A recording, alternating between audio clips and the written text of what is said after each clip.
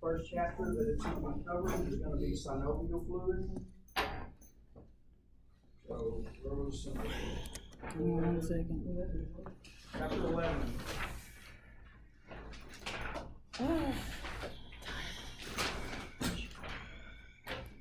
Okay, so if I ask you a little A&P about synovial fluid, you remember I told you I think that's important on knowing where all these fluids come from.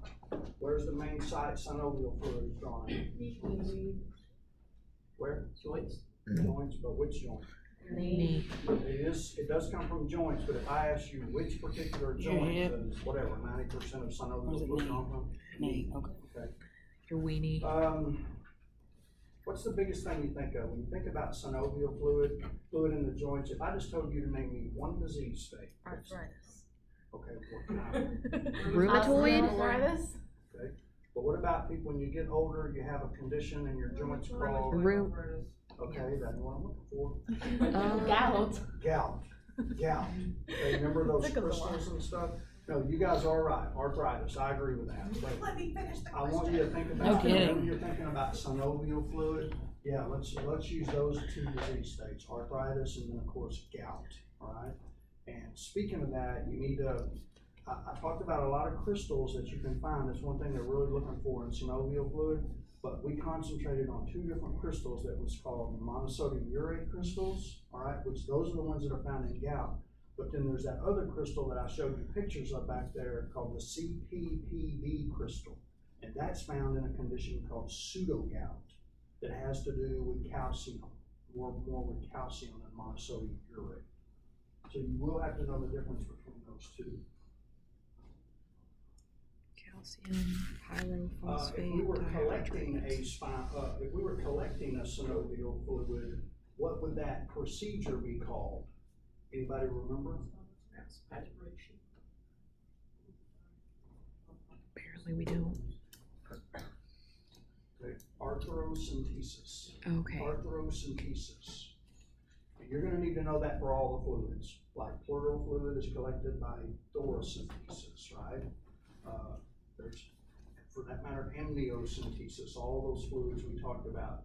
There should be a procedure for the collection of that fluid.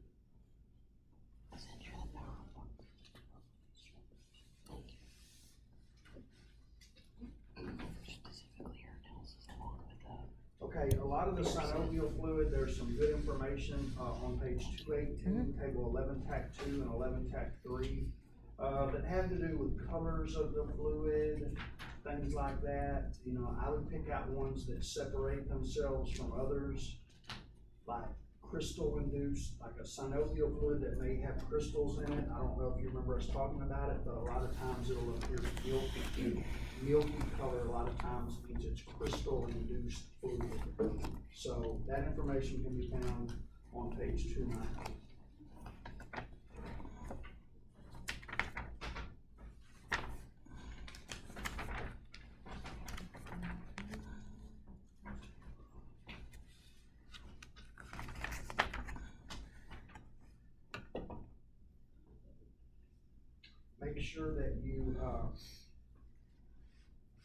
Make sure that you review that information about if you are trying to determine if a synovial fluid is in fact synovial fluid. Remember, you can add acetic acid to it to plot. That was one of the tests to determine unknown synovial fluid.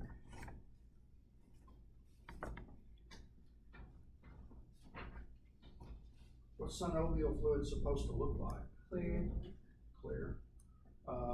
What is other than saying clear, what is something I told you could compare it to? Egg white, all right? An egg, the white, not the yolk, the white of the egg.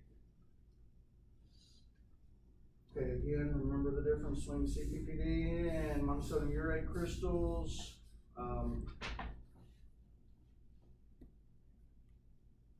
What's one thing that could cause trouble in testing synovial fluid?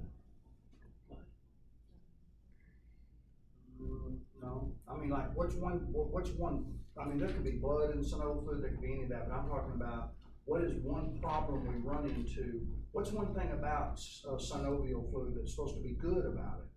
Remember the viscosity? Remember when you draw it out of the joint, it's supposed to be viscous, it's supposed to kind of form a string. Okay, well, that causes problems in testing because the viscosity of the fluid, it's not real liquidy like blood or spinal fluid or urine. That viscosity can cause the instruments to have problems testing that, okay? Or it could cause you to have problem putting it in a hemocytometer if it's real viscous. So there was an enzyme that your book told you that you can use that will make it, even though it's supposed to be viscous, but it will make it more watery, make that viscosity go away. That's called hyaluronidase. Okay, and that's in your reading, hyaluronidase. That's an enzyme you can use to kind of correct the viscosity of it.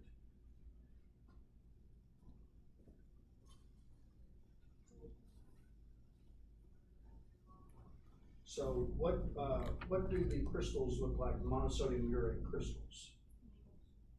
Needle shaped, right? I'm not talking about the colors yet. You're gonna have to know the colors for the test, but I just mean, the monosodium urate crystals will look like needles. Like you saw some pictures of them back there. Yep. And if you'll remember the CPPD crystals, there's one word that the book likes to use to describe CPPD crystals. Starts with an R.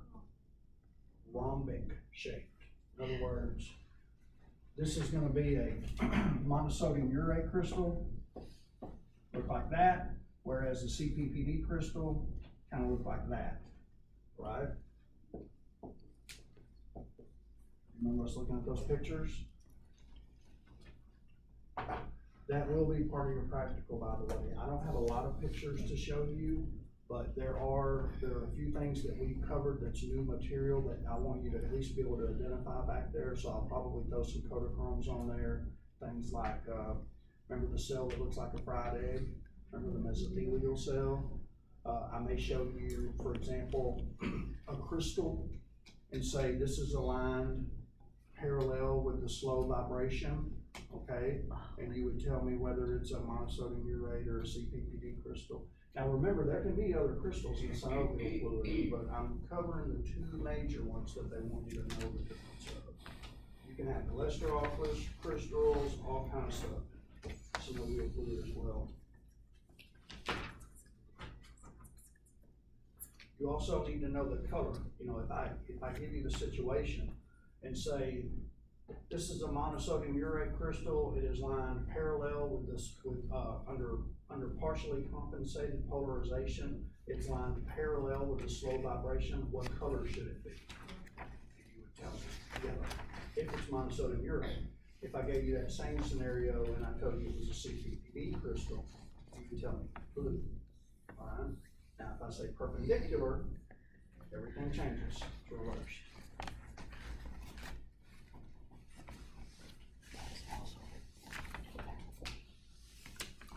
Okay, Very good picture. next chapter. Chapter 12. I covered a lot of stuff, talking about serous fluids. You'll remember we were talking about in serous fluids, we were talking about pericardial fluid, we talked about fluid around the lungs, pleural fluid, we talked about fluid around the gut. Remember what that's called? Peritoneal? Peritoneal. But even to make it complicated, they got another name for it other than that, also called ascites fluid. Ascites fluid or acidic fluid and peritoneal fluid, they're kind of the same thing. All right? You remember one of the tests they did on peritoneal fluid? I told you that crazy scenario where I said they kind of squirt water in you, right? They're looking for intra-abdominal bleeding, and they squirt, well, not water, they squirt saline into you. Remember I told you they kind of slosh it up and then they suck it right back out? And you're looking for something to see if you have intra-abdominal bleeding? Yes. What would they be looking for? Red blood cells, right? Yeah. Blood. And what's that? You guys remember what that procedure's called? Lavage. Good. Peritoneal lavage. Okay, that's the procedure. You need to remember that. Okay, if you're working in the lab, would you rather that fluid be an exudate or a transudate? Yeah, you want it to be a transudate. The patient may not want it to be a transudate, but as far as how much work we have to do on the fluid, we have to spend a lot more time testing exudates than we do transudates.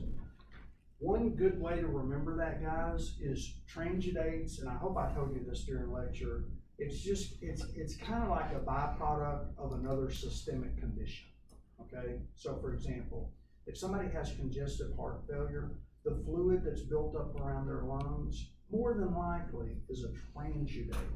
It's a fluid that is going to continue to be produced. You know, they really don't have a way to fix congestive heart failure, okay? You guys agree with that somewhat? I mean, congestive heart failure just means that your heart doesn't work as effectively as it used to. It's probably because a variety of reasons, but that generally doesn't go away, okay? So if you have congestive heart failure, you're gonna have a buildup of fluid, okay? Not only around your lungs, you're probably gonna have edema, you know, your ankles and stuff are gonna become swollen a little bit. Okay, that's gonna be a transudate fluid. That's gonna be a fluid that physicians know is gonna happen. They're not really worried about you testing it because it's the fluid that is being produced because of congestive heart failure. There's other conditions that can cause a transudate fluid. We just mentioned pleural fluid, all right? But think about the liver, okay, in the belly, okay, where you may have a fluid that's starting to build up, but maybe it's from cirrhosis of the liver, right? Does cirrhosis of the liver really go away? You know, it's like that's a systemic thing that's going to continuously, unfortunately, produce a fluid in your patient, more than likely.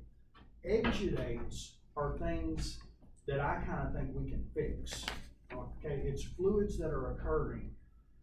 Not in every situation, but it's fluids that are occurring because of an infection, okay? Like there might be some sort of bacteria going on, you got a staph infection in your knee or something like that. Now we're talking about an exudate, something that's gonna cause lots of white blood cells, infections and stuff like that. The only thing that really doesn't go with that concept is exudates can also be caused from malignancies. Okay, malignancies, think about it. You have a tumor, kind of keeps getting bigger and bigger, so that can cause that fluid to start seeping in more and more, okay? But exudates require a lot more testing than transjudates. So transjudates, a lot of times, you need to know the normal colors of all these fluids, but pretty much normal fluids are yellow and clear, right? Other than maybe I told you the synovial fluid, it's supposed to be like an egg white. But for the most part, a fluid that is yellow and clear, that's somewhat normal. A fluid that is cloudy, that right there can tell you that it may be an exudate because it's cloudy. Think about what causes cloudiness, infections, right? So be able to differentiate transjudates from exudates.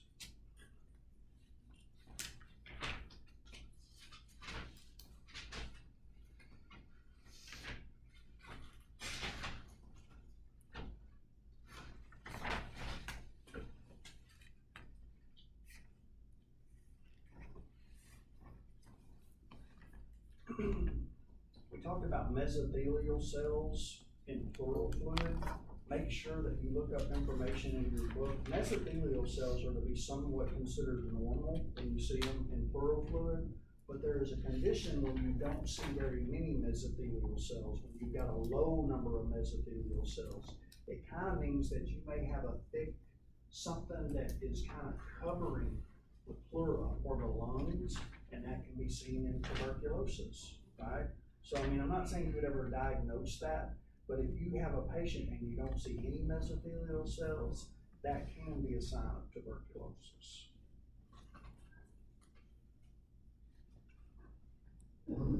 Make sure that you can distinguish the difference between what's called a hemothorax and a hemorrhagic effusion.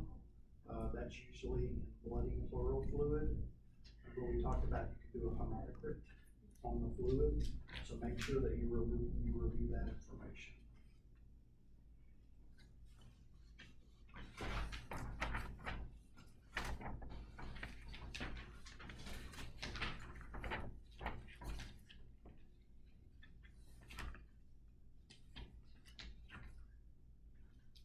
Amniotic fluid is formed by all of the following except. You know the answer to that question. Amniotic fluid is formed by all of the following except. Remember when I told you about amniotic fluid, like it increases throughout pregnancy? Remember one of the crazy things I told you about that? A lot of that fluid is increased because the baby is urinating, right? Remember that? We talked about the different things that can contribute to the increase in amniotic fluid. know the colors of amniotic fluid. There was a chart. You need to know the colors of all the fluids, okay? Like, be able to tell me what causes, you know, let's use amniotic fluid since we're still on it. What color? What's a color you would not want to see in amniotic fluid? Brown. Brown, means fetal death. What about, green? Anybody remember what green indicates? And that's called what? Meconium. Good. Meconium.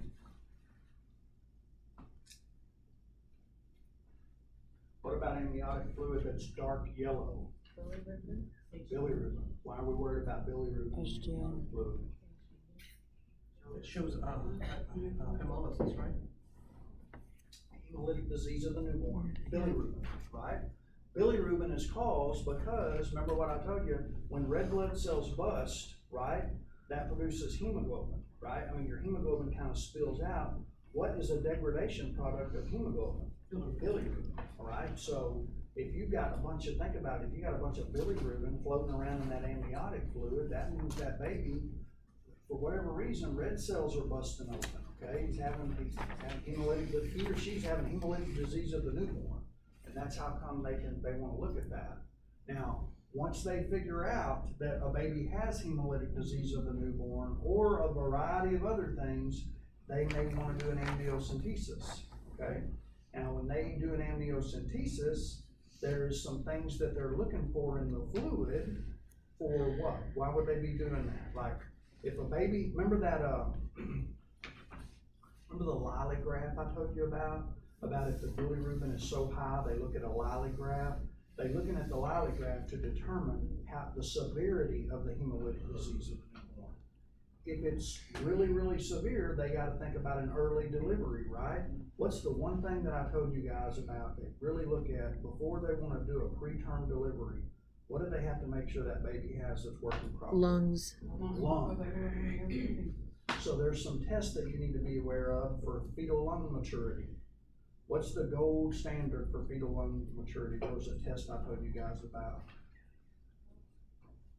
Remember that LS ratio, lecithin sphingomyelin ratio? 2.0 or higher. You need to make sure that you review all of that. Know those different tests for fetal lung maturity. Remember there was one called a shake test or a foam stability test. Remember you shake it and you're looking for bubbles. Bubbles are good. Remember, bubbles will form. There's one where they actually can add certain amounts of alcohol, and again, you're seeing how long the bubbles will stay there with different concentrations of alcohol. Remember us talking about that? That chart's on page 244.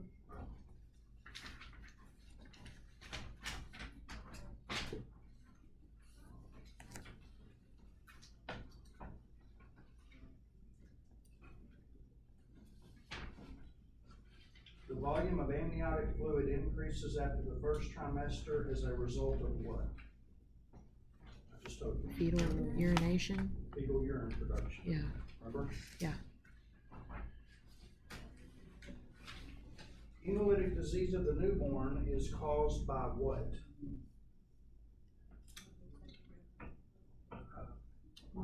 Antibody reaction, antibodies. Good. Maternal antibodies, right? Maternal antibodies. For the most part, it's not the only thing, but for the most part, hemolytic disease of the newborn is caused because something has happened where that mom has developed an antibody to the baby at that time that's in utero, okay? And that antibody is crossing the placenta and is attacking the baby's red cells. Now you guys know the perfect scenario. We talked about this. Remember the ROCAM. Rh negative mom gives birth to an Rh positive baby. There's a little bit of blood that mixes during delivery that stimulates the mom to develop an antibody. If she's Rh negative, she develops an anti-D. Remember that? Mm-hmm. First baby's fine. Everything's good to go. Mom doesn't even know this stuff's going on, okay? But if she happens to get pregnant again and that baby is also Rh positive, now that anti-D that's in the mom's circulation is crossing the placenta the entire time that baby's developing, all right? And that baby is going to have hemolytic disease of the newborn. Not in all cases, but that's what they're worried about. Okay, that's the perfect situation to understanding hemolytic disease of the newborn. And I'm sure Jason has told you, but anti-D is not the only one that can cause that, okay? But that's the major one that does, is developing an anti-D.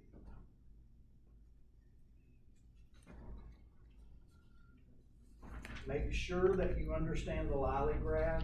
Make sure you understand the change in optical density. I believe it was at, what was that chart? I think it was 450 nanometers. The change in absorbance at 450 is what they measure the bilirubin spike at on a spectrophotometer.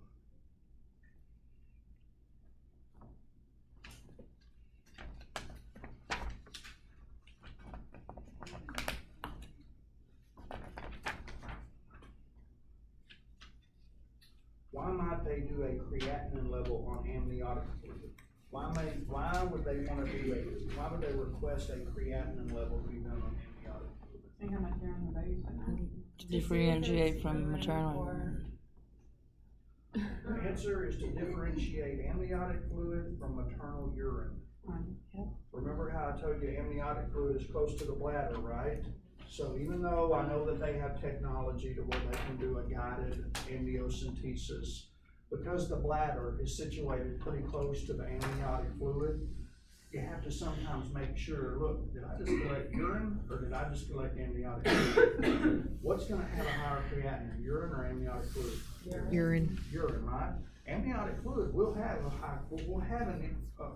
creatinine in it, but it won't be near as high as the urine would be. Okay. So bladder fluid versus amniotic fluid, you can do a creatinine level to tell the difference in that.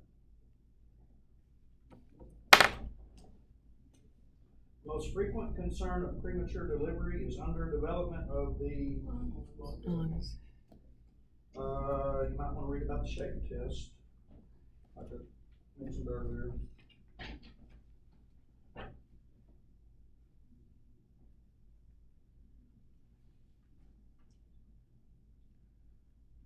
Make sure that you read over on fetal lung maturity. There was a section in your book that talked about, you do the lecithin sphingomyelin ratio, but there is another lung surfactant that lags behind in moms that are diabetic, that are going through gestational diabetes.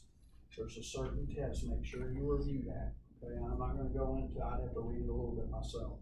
But there's another test that they have to perform, especially because if the mom is going through gestational diabetes, there's another lung surfactant. I believe it's gonna be under the amniostat test. Are you looking at it, Kennedy?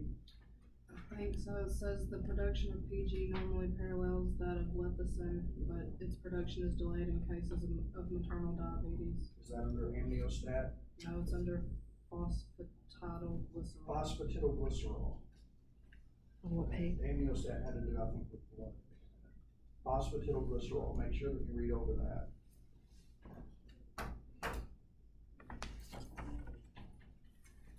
The normal brown color of feces is? Urobillin. Alright. I gotta check that out.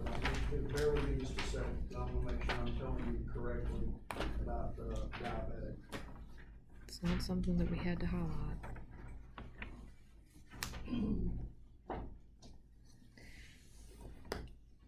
What he's talking about is right here. We didn't have to highlight. Yeah, I'm marked.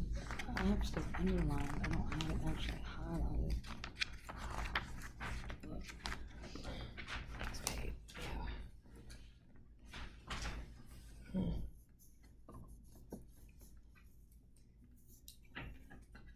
On the review question, and then I can talk about that. Yeah, I think that, okay, but make sure, okay, what I'm talking about the diabetic, it is true phosphatidylglycerol, but that is not a test. They developed a test called the amniostat fetal lung maturity test that can be used on the diabetic moms, okay? And I believe that's a little bit further down, Kennedy, in like the next paragraph.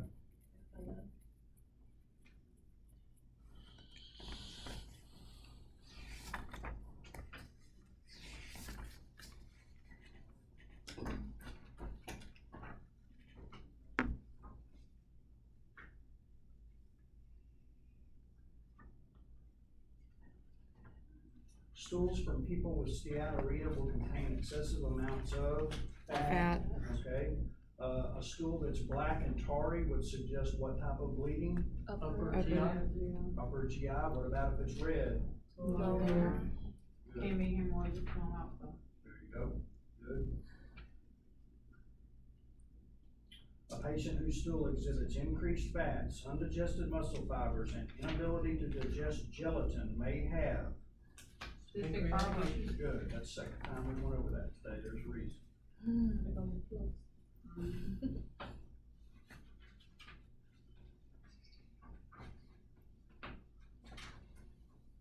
The unpleasant odor associated with fecal analysis comes from what? Bacteria. Right. I imagine you guys knew that before you ever even walked in the door this morning. The recommended specimen for quantitative fecal testing, 72 hours or 3-8 quantitative fecal testing.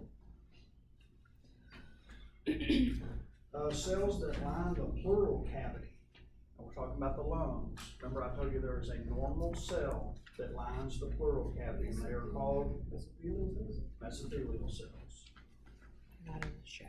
Again, TB would interfere with that, right? TB would kind of produce a coating around that where the mesothelial cells couldn't get into So it decreases. tuberculosis.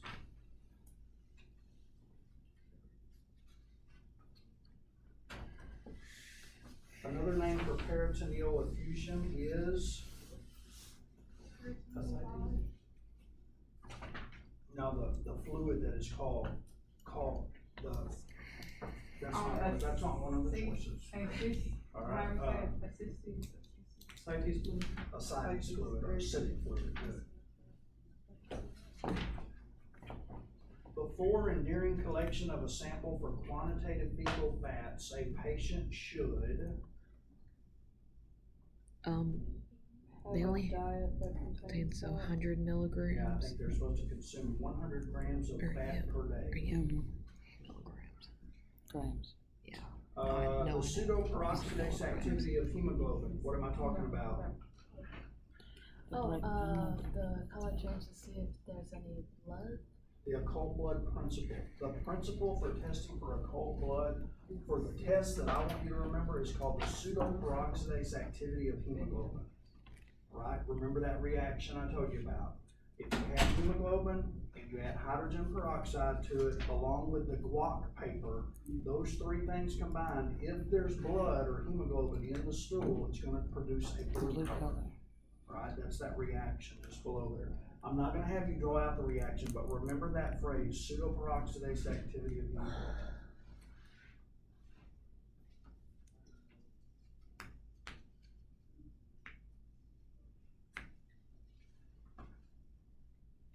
Okay, there is a case study involving amniocentesis. There is a case study involving synovial fluid.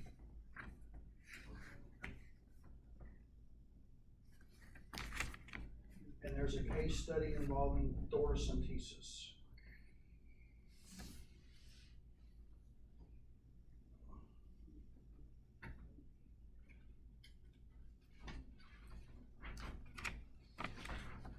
Looks like there is, this test is 53 multiple choice, no, I'm sorry, 56 multiple choice questions, and then it has the 3 case studies that I just mentioned.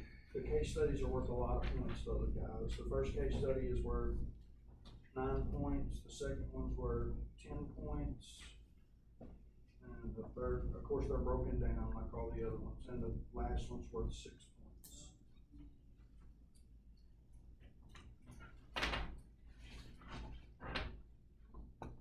Make sure to review the lamellar body count. That's where we're counting. Remember those little storage form of lung surfactants? And I told you they're called lamellar bodies, and you can run it through a Coulter, and basically they're about the same size as platelets. Remember me talking about that? You run it through a Coulter. A Coulter is like a red blood. It's like a CBC analyzer. Make sure that you review that.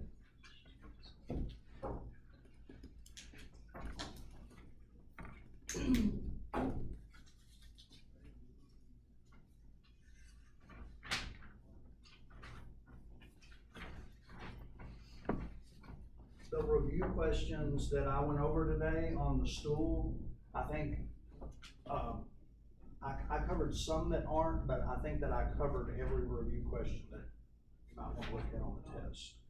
Okay, so if you mark those review questions that we went over, okay?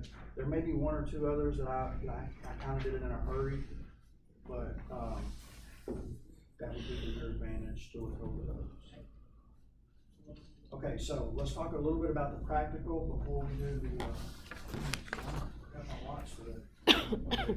Let's talk a little bit about the He was practical, talking about landlord that you'll do after the exam. Yes. You'll have stations set up. One of the stations, like I mentioned to you the other day, is a cold blood, which is what we're gonna do today. There'll be a station with a cold blood, a stool specimen. You have to make the card and you have to tell me what the result is, positive or negative, all right?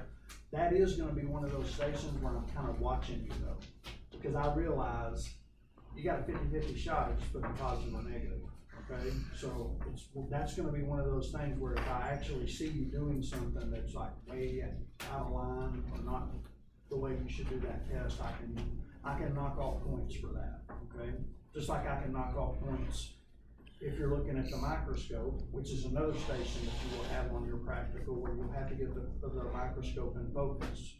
I'm not picking on anybody because I really don't even remember who it was, but I remember during the last practical, there was a student in class that, and I don't remember who it was, and you don't have to tell me who it was, but they got it on focus on 10, and then for whatever reason, and it may have been nerves or whatever, I don't know, but they used their course adjustment and moved it all the way back down, and then they didn't let me look at it, and then they got it in perfect focus by starting on 40. You see what I mean? They had it on 10, but then they took it out of focus, and then they got it in focus. So I didn't mark it off completely because they did what I wanted them to do. They showed me a perfect picture of urine sediment, but they didn't do it the correct way. You see what I mean? Because you need to have it on 10, get it in focus, and then you should just be able to click to the next objective, and you should just have to tweak it just a tiny bit. See what I mean? So that's what I'm looking for on that. So you already know two stations. One station will be the occult blood, and the other station is going to be to get the microscope in focus on a urine sediment, just like the last one. There'll be probably 2 or 3 more stations, but pretty much the only thing that there is left to ask you about on a practical form would be spinal fluids.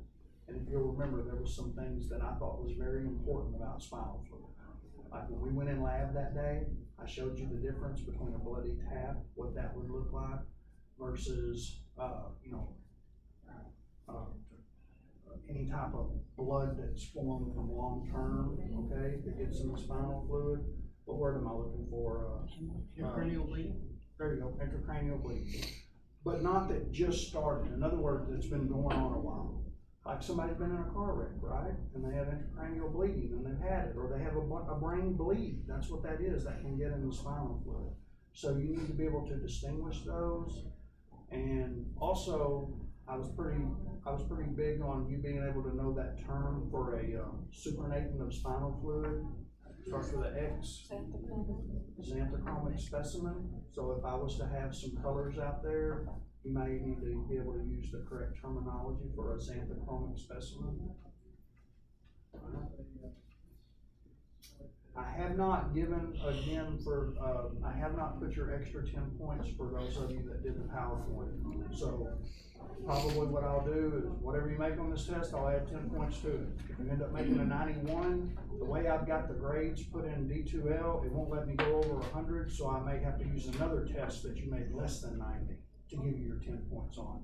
There's 2 people in this class, and make sure you remind me, you made over 100 on the first practical, but I only could put in 100 for D2L, and so I owe you like 2.5 points. And I think you're 1 point. Okay. All right, let's take about 10 minutes. The lab is pretty much